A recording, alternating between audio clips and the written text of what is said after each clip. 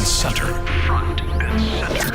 A focus on important and significant developments affecting the lives of Filipinos, not only in the Philippines, but also those living and working around the world. Join us in Front and Center. Front and Center. Here on Radyo Pilipinas World Service. Good day, welcome to Front and Center, where we focus on developments in the Philippines, legislation that provides policies, and directions that strives to promote a better economy for the country. Issues that concern the welfare and well-being of every Filipino. All of these and more will be Front and Center. You can watch this program live on our Facebook page, that's Radyo Pilipinas World Service. You can also hear us live on our audio streaming, that's on Evox PBS receiver app. Join us for another edition of Front and Center with your host, Jerome Toledo. Front and Center. Front and Center. Here on Radyo Pilipinas World Service. Today's the day. The Armed Forces of the Philippines, or AFP, and the U.S. military are joining forces for the 40th edition or iteration of Exercise Balikatan, the largest annual bilateral training exercise between the two allies from April 21, that's today, until May 9 of this year.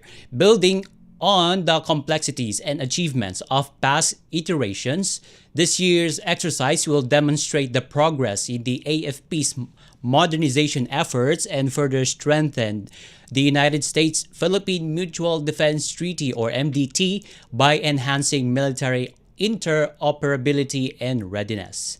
AFP and U.S. military members will participate alongside forces from the Australian Defence Force and, for the first time, the Japan Self-Defense Force.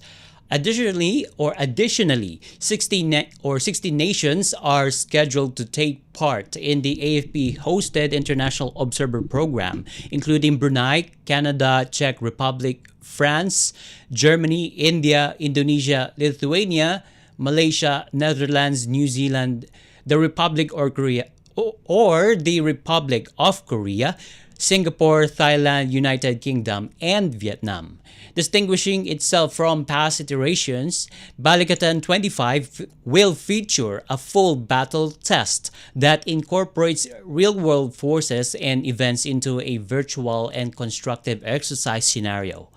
The exercise will span all domains from air, land, sea, space, and even cyber, testing the interoperability between the U.S. and Philippine forces to simulate the defense of Philippine sovereignty.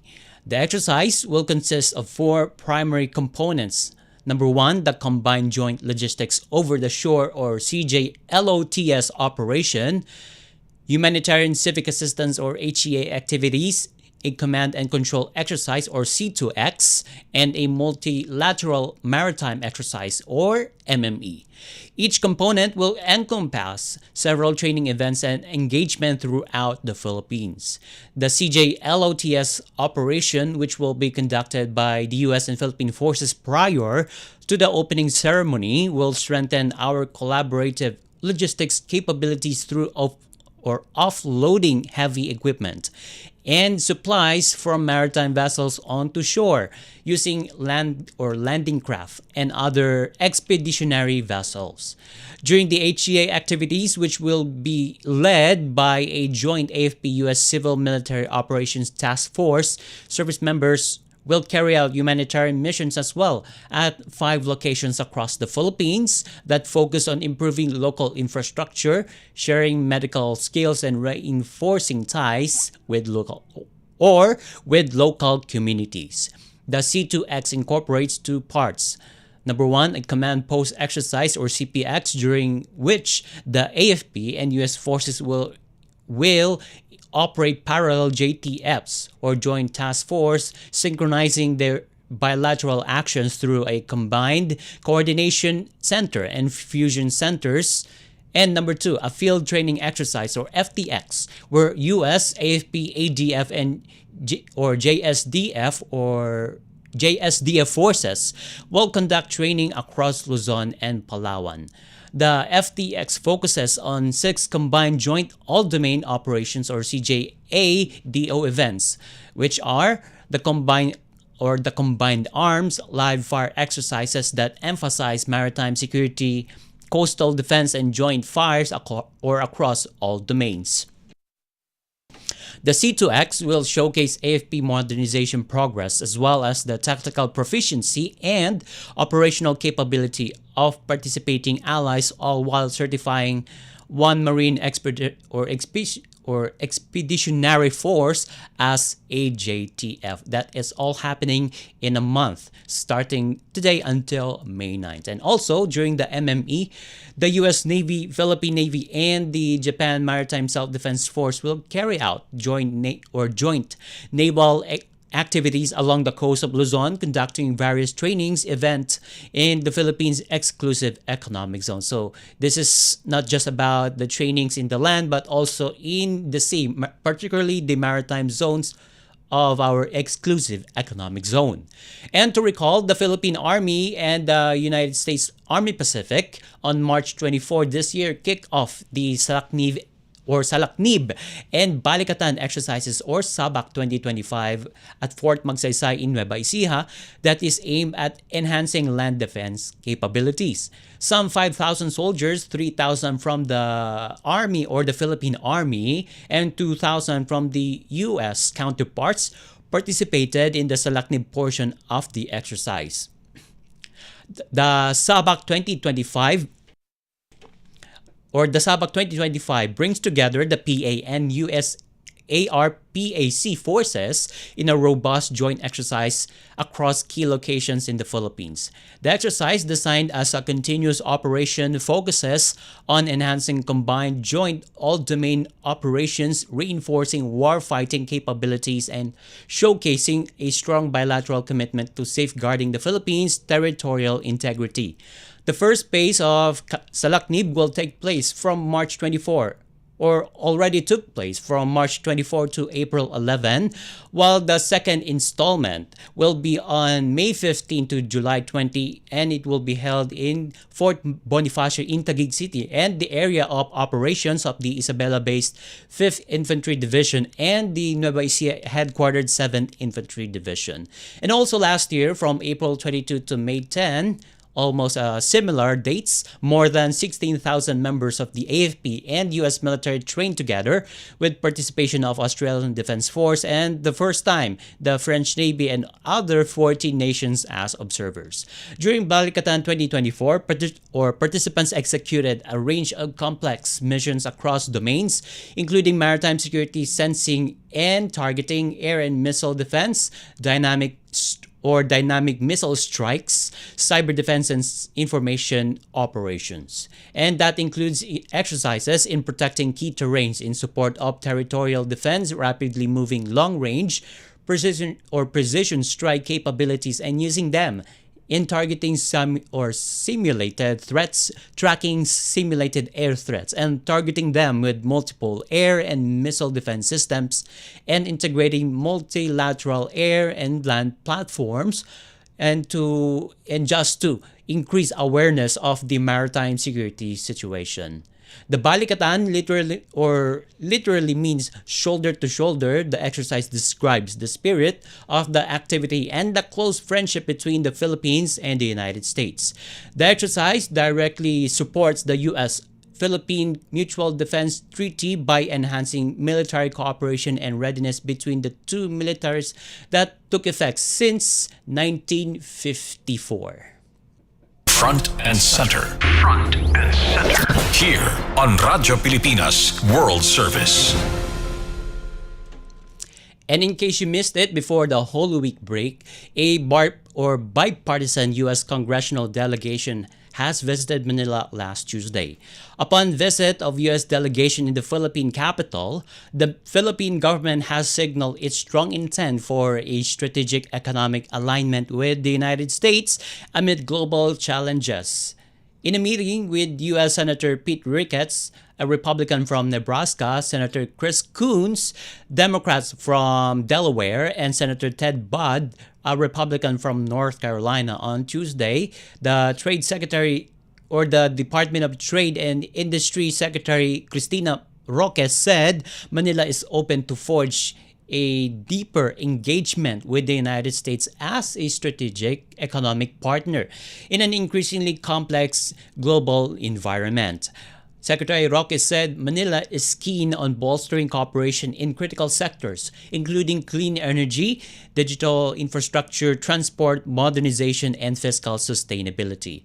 Also present during the visit of U.S. lawmakers were Department of Transportation Secretary Vince Dizon, Energy Secretary Rafael Lotilla, Department of Information and Communications Technology Secretary Henry Ruel Aguda, and Finance Secretary Ralph Recto. In 2024, the US imported a total of $14.2 billion from the Philippines, a 6.9% increase from 2023 level, while exports to the Philippines during the same year has reached $9.3 billion.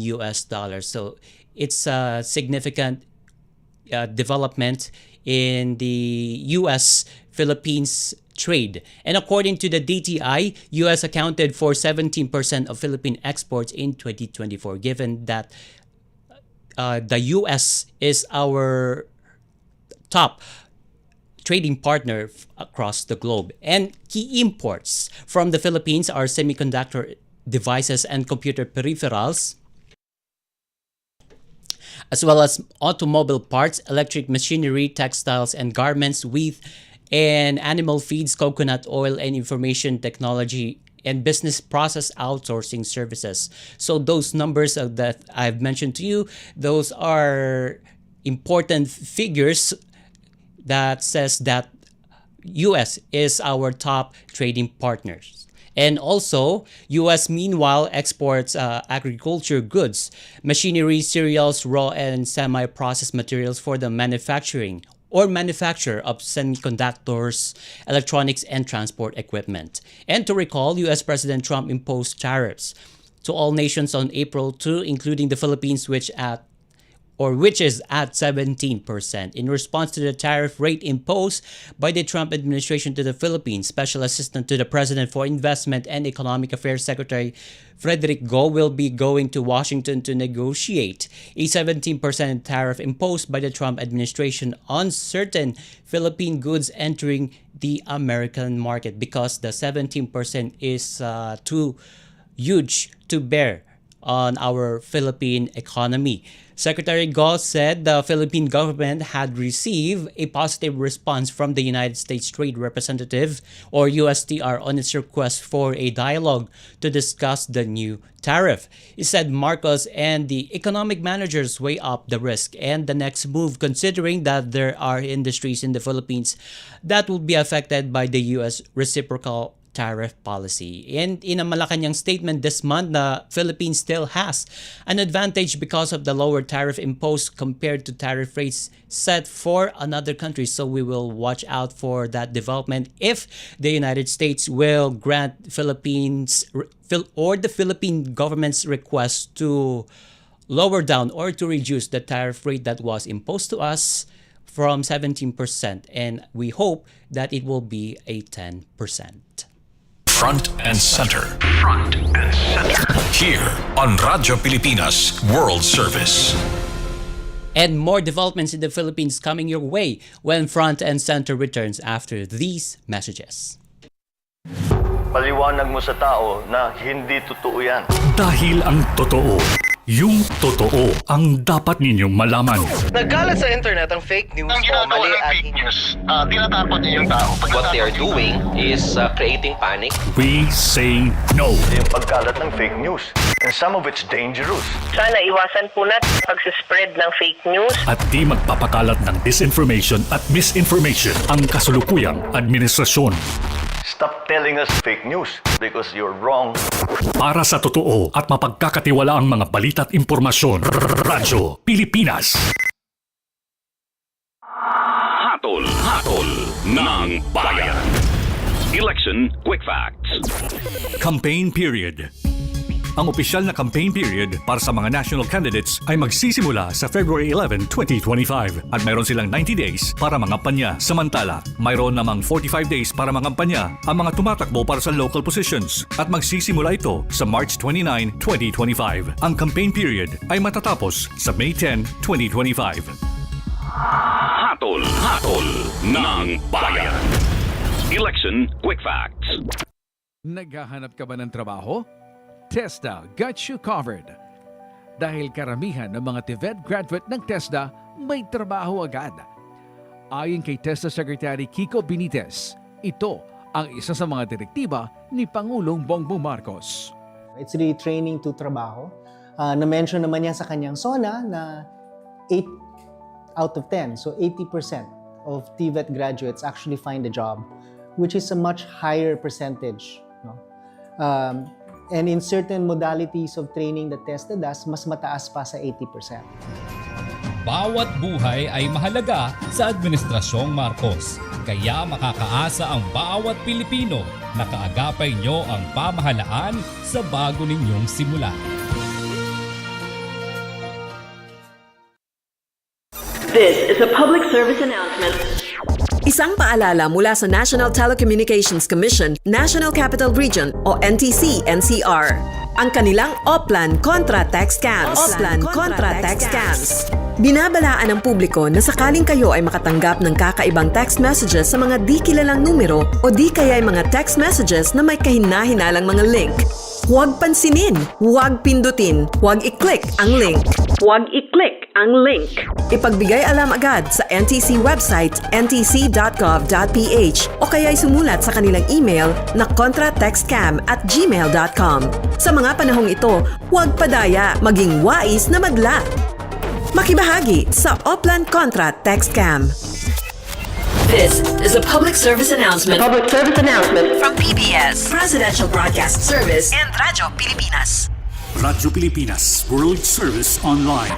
Reaching you in digital format. Anytime, anywhere. From Manila, Philippines. Front and center. Here on Radyo Pilipinas World Service. Welcome back to Front and Center. In a recent Pulse Asia survey dated March 2025, measuring the performance and trustworthiness of top government officials, survey says that President Ferdinand R. Marcos Jr. approval ratings dips, while Vice President Sara Duterte performance rating climb up. Ratings are 25% and 53% respectively. So what could this mean for the administration? Let's find out from a political analyst, Attorney Ed Chico. Good morning, Attorney Chico. This is Jerome from Front and Center on Radyo Pilipinas World Service. Good morning, sir, and of course, good morning to all your listeners. Okay, so yeah, President Ferdinand R. Marcos Jr. just got a approval rating of 25%, while her Vice President Sara Duterte just got 53%. So it's a climb, it's an increase. So what could that mean? Well, of course, on the part of the president, it's a bit perplexing and concerning that there is a steep decline in his trust and approval ratings, because historically, although it is normal for said ratings to decline after the second or third year of a president, this steep decline is something that he really should worry about, because it is definitely motivated by a lot of things that he should critically look into. So perhaps the president should recalibrate his positions on a lot of issues, and should also perhaps recalibrate how he presents or projects himself to the public, because at the end of the day, it's really all about optics. So he should be able to shape the appropriate narratives that would propel him back to getting his usual trust and approval ratings. Okay, so Attorney Chico, you mentioned about a particular issue that he needs to recalibrate or reconsider. What are those particular issues? Well, to begin with, a lot of the things that should not have happened already did. So, in hindsight, you can only learn from those. But I think from now on, the president has to really be careful about he would approach certain things about how you'd react to certain issues. Because let's face it, the Filipino people are politically divided right now. And definitely the breakup of the unit team has hurt them badly because whether we like it or not, the former president or the Dutertes still enjoy JP immense is one support of our from the best public, legal thinkers particularly in the country. from the people living in He's Mindanao. right. And his arrest There is a definitely consequence has to, somehow there will be a affected how precedence, the and it public will be is certainly viewing the very president problematic. right now. But, So I guess with respect to but I that still issue, think he has that to, now, I guess, come up with a even if way of Congress is getting mandated across to his process this, sentiments without necessarily Congress doesn't alienating have, the further House doesn't have a choice, the and supporters the of the vice president, of course, the supporters of the former president. That is an issue that has somehow affected him badly. And secondly, I think the way to do that right now is to focus on other issues instead, because somehow the government is being dragged into this issue, and somehow some members of the government are still responding. I guess what they should do instead is recalibrate their position by shifting their focus on some economic gains the president has accomplished by perhaps shifting their focus on other concerns like economic programs that he's supposed to still prioritize and pursue.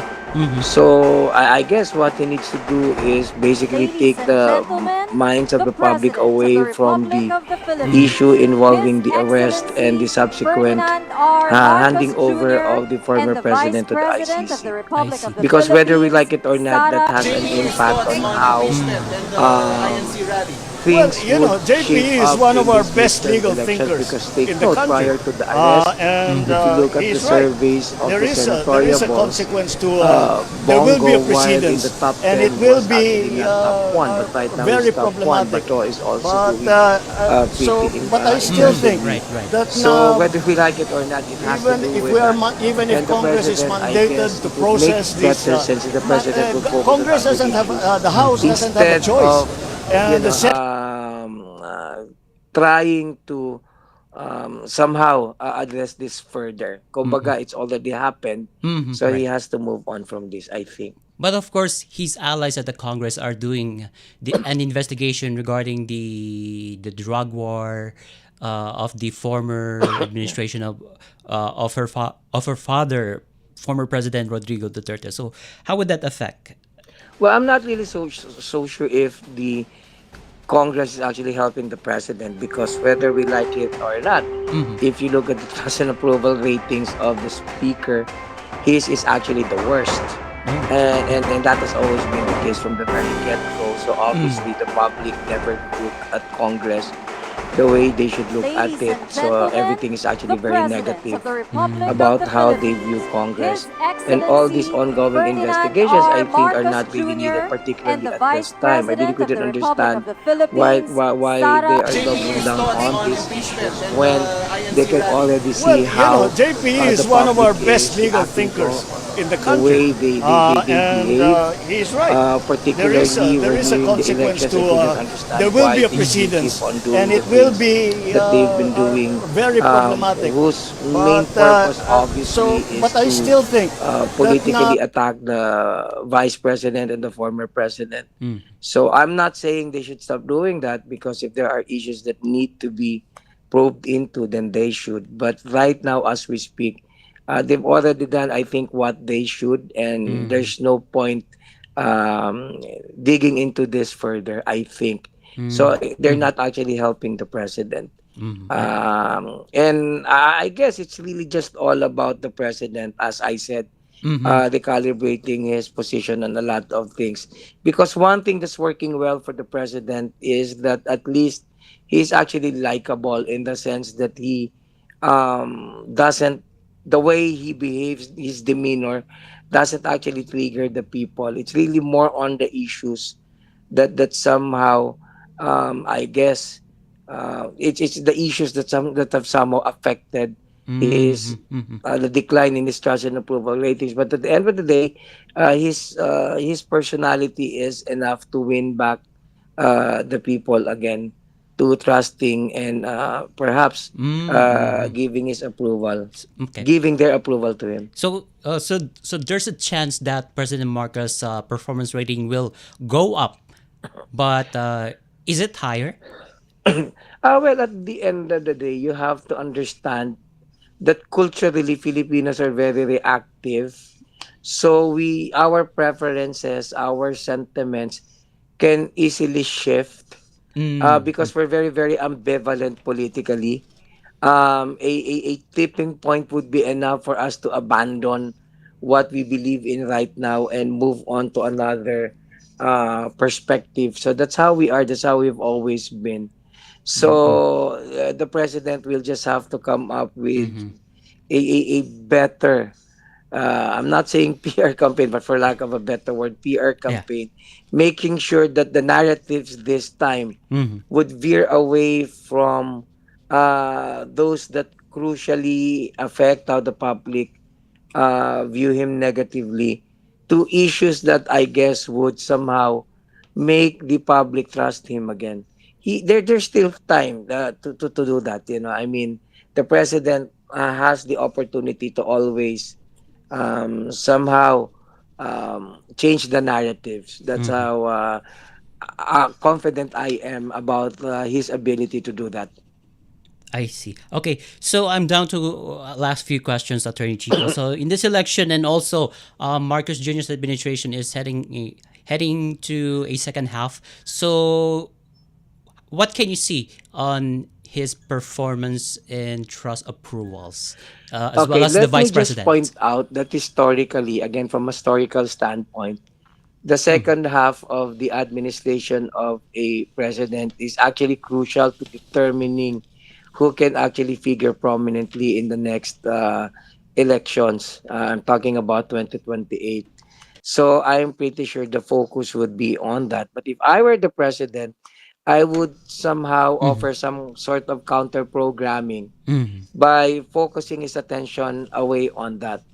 At least as regards how he projects himself to the public, he should give the impression that he's not worried about that, that he doesn't want to meddle into that, that Mm-hmm. he doesn't want into intrude into that, that he will just focus on the economy, that he will Mm-hmm. just focus on the tasks at hand, and that he will just focus on making sure that he gets the job done. Because there are certain programs of his right now that are worth highlighting for, like for example, the ongoing infrastructure projects. Mm-hmm. We have the subway system, for example, that although it did emanate from him, it is something that he is actually vigorously involved in. So he can perhaps highlight that. He can talk about these economic gains, for example, the Mm-hmm. things that he's actually been doing as regards inflation and other concerns. So I guess it would make better sense if we will just focus on those instead of allowing himself to be dragged into this Mm-hmm. seemingly political mess created um, by the ongoing controversial issues relating to the Dutertes. Mm-hmm. I see. Okay, my last question, Attorney Chico. So, would his recent or latest performance survey may affect the administration's policies? Oh, well, not necessarily. In fact, the president, in fairness to him, has always been very, very independent when it comes to the way he discharges his functions as president. In fact, even if you look at his foreign affairs, if you look at his foreign policies, you can sense a certain degree of independence being exhibited by the president, and he'll just have to continue doing that. He should not be distracted by the fact that his trust and approval ratings are plummeting right now. What he can do instead Mm-hmm. is, as I said, is essentially focus on other things Mm-hmm. that he could highlight. And I am pretty confident that the president still has time to be able to salvage himself from Mm-hmm. this mess that he finds himself in right now. I guess he will really have to I guess it will have to be more conscientious about the way he addresses political issues of the day. And I guess he would also have to distance himself from certain political figures that would drag him down. And that's what he needs to do. Oh, okay. All right. And with that analysis, thank you so much, Attorney Ed Chico, the political analyst, for joining us in the program. Thank you, and we appreciate your expertise. Thank you so much. It's an honor. Okay. And you just heard Attorney Ed Chico, the political analyst. Front and center. Front and center. Here on Radyo Pilipinas World Service. And with that interview, we conclude now this edition of Front and Center, together with Radyo Pilipinas World Service production team and technical personnel. This is your host, Jerome Toledo. Until next time, mabuhay, love the Philippines. You have just heard and watched Front and Center. Front and Center. Join us again for another edition here on Radyo Pilipinas World Service. Front and Center.